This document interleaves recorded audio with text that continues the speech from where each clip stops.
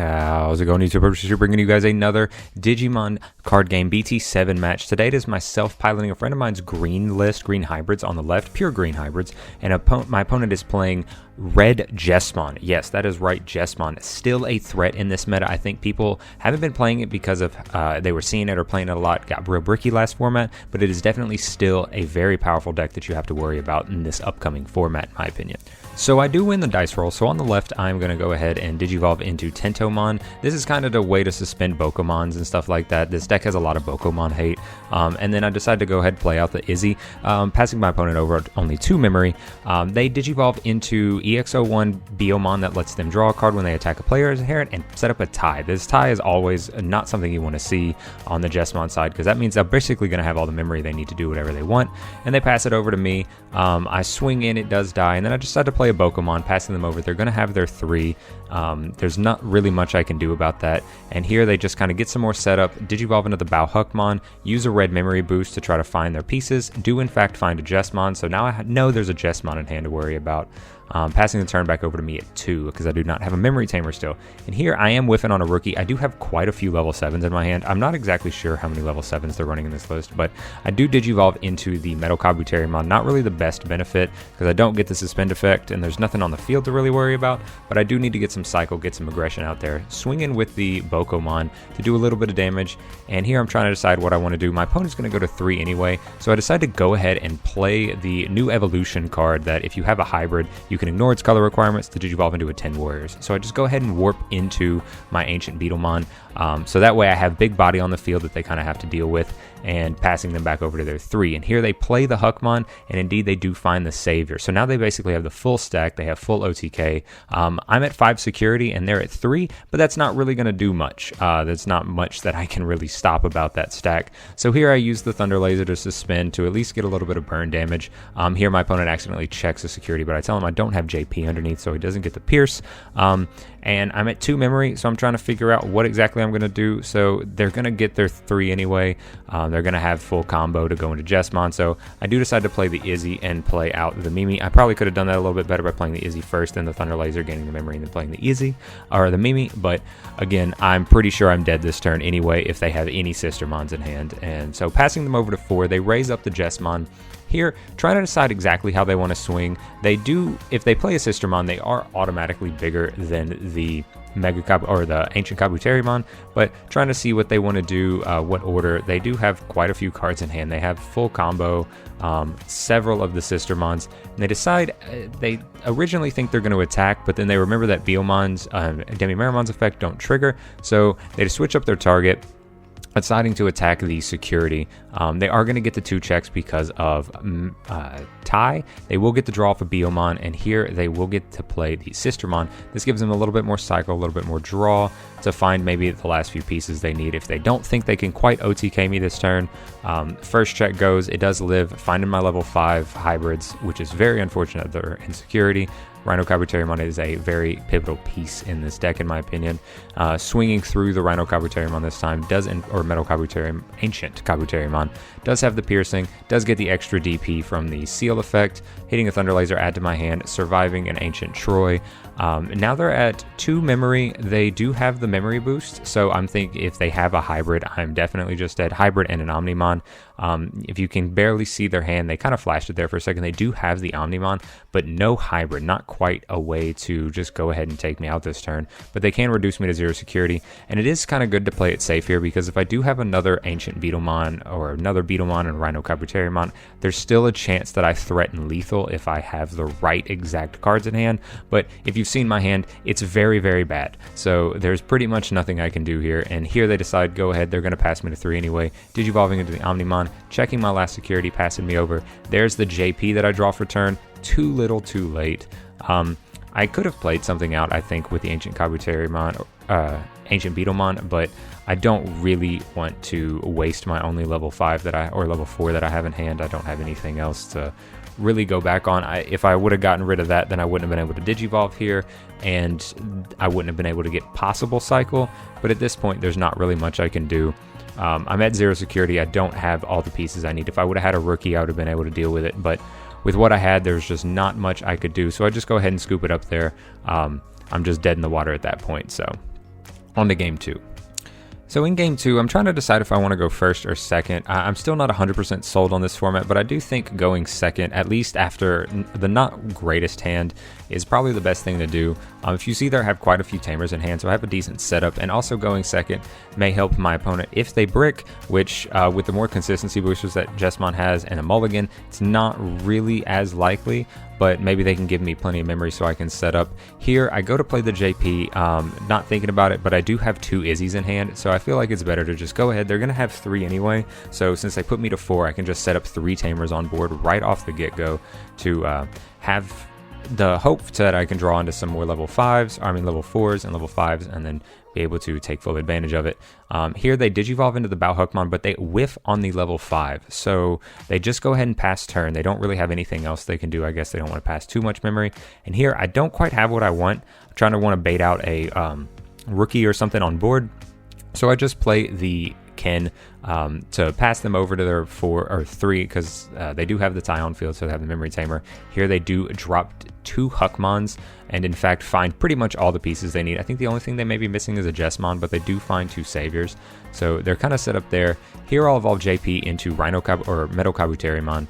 This will suspend one of the Huckmons, triggering both of the Izzies. I'll gain 2 memory.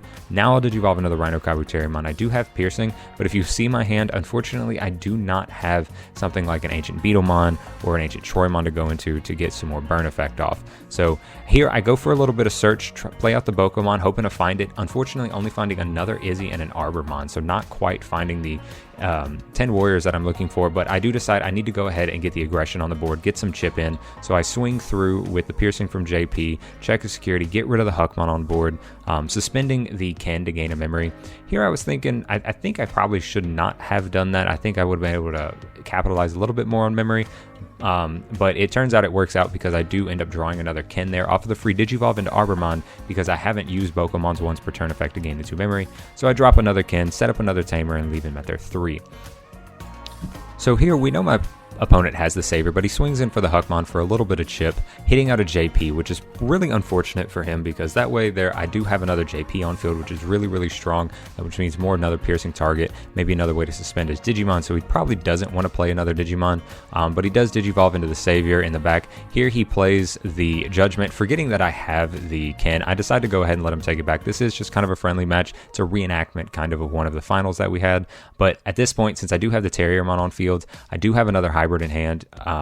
I pretty much have 5 or 6 swings effectively on board, potentially, and they only have 4 security. So here I'm just trying to find the best order to do things. I decide to go ahead and Digivolve right now into the Rhino just in case, or into the Beetlemon, get a little bit more search, and then also just in case something happens and either the Bokomon dies, maybe a Atomic Inferno comes out of security, or Atomic Blaster, I should say. I haven't really seen it in the list, but you never know if it's there. So I played a little safe here, Digivolving first. Normally you wouldn't do that, but like I said, playing a little cautious. Here I'll swing in with the Piercing, swing in with the Arbormon, swing in with the Terriermon. Terriermon dies. I am going to go ahead and swing with the Bokomon, check the last security, and swing in with the Beetlemon.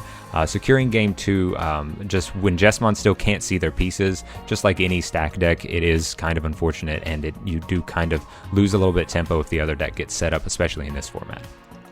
So into game 3, my opponent is thinking of whether or not they want a mulligan. They decide to keep. You can see they have a Jesmon there, I believe, so they basically have just missing maybe 1 or 2 pieces.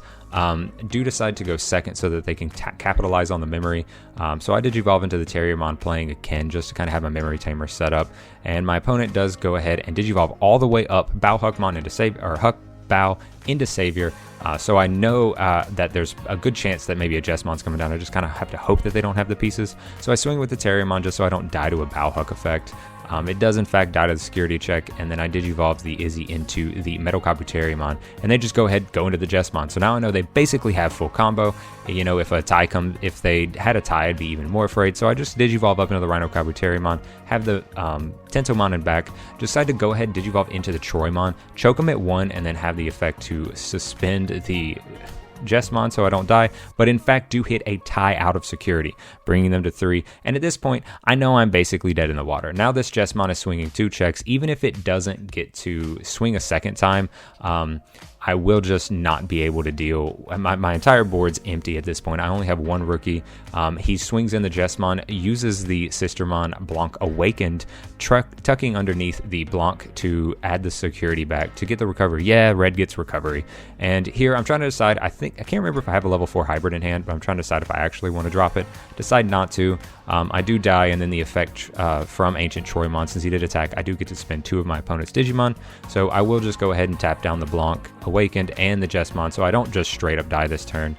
And here my opponent plays the seal to give me the boost, so I can so they can't just run over me. I can't just run over it next turn with something like an Ancient Troymon or an Ancient Beetlemon. And then they play a Huckmon searching. The search doesn't really matter at this point. You have a fully established board. I only have a Tentomon and 1 Tamer on board, and if you look at my hand, it's pretty much full of, there's a Susanomon and I think some Ancient Beetlemons, but no way to really get into it. So I swing in, there's no blocker, so he will just have to take it, but he's at 3 security with my 1 Tamer. I did evolve into the Metal Kabuterimon. Don't quite get all the pieces I need, draw into the JP. I don't have a Rhino, I don't have a way to go up. Even if I did have the Rhino Kabuterimon to go into something like an Ancient Beetlemon, I can maybe take out something, but then I still can't quite end the game. So I just use the effect to or use the Thunder Laser to spend something, and then just go ahead and evolve into the Ancient Beetlemon with the new evolution card. But at this point, I mean, like I said, there's nothing you can really do. When the Jesmon goes off and the ability for it to consistently find its pieces and have recovery to stall for a little bit, it's just too much for a lot of decks to deal with. It's a very setup format. Yes, it can be very fast with hybrids and stuff, but when you have to set up, there's not really much you can do. So here, just start swinging in with the little babies, checking a Tamer, checking a Bokomon, swinging in with the Jesmon, checking in Mimi, and then swinging in for the final check, just ending me in very much Jesmon fashion. So that'll be the match, guys. This was the Jesmon list that just absolutely dominated at my locals. I didn't quite get too many games of it at the actual locals event, but it basically 2-0'd everybody. Just like you saw here, I did get a game when they didn't see Jesmon, but they got very unlucky on their searches. But just like in BT6 in the EX collection, being able to get up to Jesmon, if you can get it up in raising, especially if you have a tie on the field, then it's just really hard to deal with. And this deck has absolutely maxed out. I wouldn't say maxed out, but it is very optimized to find their pieces. They run 3 tie, they run 3 memory boost, so they are definitely going to see their pieces along with the search, especially with things like BT7 Huckmon to grab more Sistermons. Other than that, guys, that'll be the end of the video. It just shows off how Jesmon is still definitely a threat you have to worry about in this format. I did get a deck profile of this video from the creators of the deck. They are showing it up. The angle's a little bit different, but I did get to see it in person, so hopefully I'll get that up on the channel for you guys that are still interested in running Jesmon in the BT7 format. So be sure to subscribe to the channel and stay tuned for that. Other than that, like the video, like I said, subscribe, comment down below if you have any other interesting takes about Jesmon, maybe some sideboard options you would put in to help out with the format. But until next time, guys, be sure to stay safe and have a good rest of your week.